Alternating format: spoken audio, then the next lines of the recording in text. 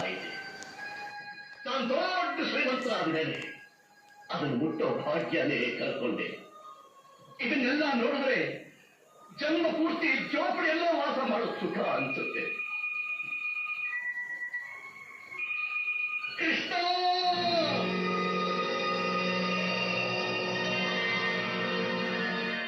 ನಾನೀಗ ಶರಣಾಗದು. ನನ್ನ ಕಣ್ಣನ್ನ ನನ್ನ ಕೈಲೇ ತರಿಸಿ ಅಂತ ಹೇಳಿಸಿಲ್ಲ. ನನ್ನ ಕಣ್ಣು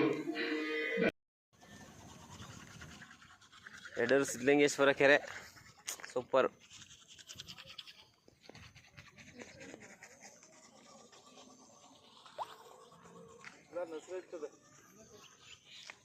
ನೋಡಿ ಶಿವಲಿಂಗ ಐತೆ